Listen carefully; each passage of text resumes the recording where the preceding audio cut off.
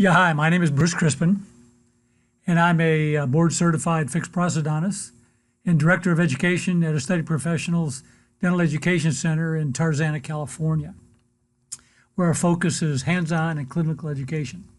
So welcome back to Tips and Tricks. This is number 22, and I'm going to try to give you some useful information in 2 minutes or less. So let's get started. Let's talk a little bit about open vertical interocclusal registrations. First of all, why do you want to do them? Well, you can use them for mounting pre-op models when you're mounting a model in centric relation. So you want to make sure you don't have any cuss tips that deflect. Mounting pre-op models for diagnostic wax-ups where you're planning on increasing the vertical dimension in the final restoration. Mounting models for splints where you need room for the splint.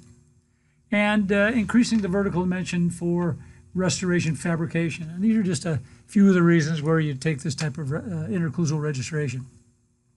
So you need 3 reference points, and we start out with obviously our 2 joints, which are the back 2 reference points, but you need an anterior stop.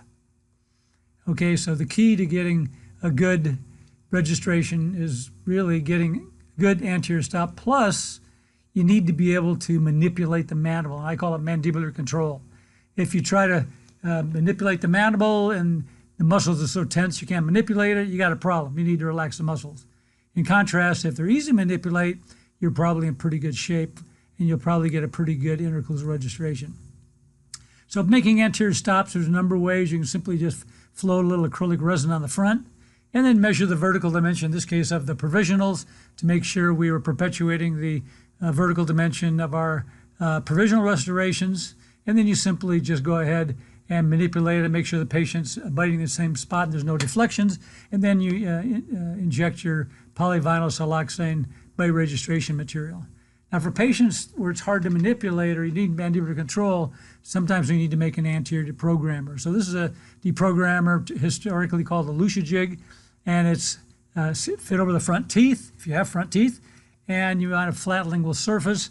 And then what I'll do, if patients have really tense muscles, I'll make this, and then I'll have them wear this for a half hour, 45 minutes before they come in to their next appointment where I'm going to do my registration. So hopefully the muscles are relaxed, and you want to make sure they don't bring their teeth together. And then you can go ahead and you can mark the place where the lower teeth hit the deprogrammer, and then open and close and position that mandible to see if they're biting in the same spot. Okay, so here's our anterior deprogrammer at anterior vertical dimension. Inject our material, and this is what our bite registration looks like. And you can see on the deprogrammer here how I put lines and midlines and so forth, so I can visualize that the patient is biting in the same position every time. So if you want to learn a little more about advanced fixed prosthodontics and more complex procedures, I would encourage you to take our advanced fixed prosthodontics residency, which starts in September. Our website is aestheticprofessionals.com, and you can see the phone numbers at the bottom for information. Okay, thank you very much.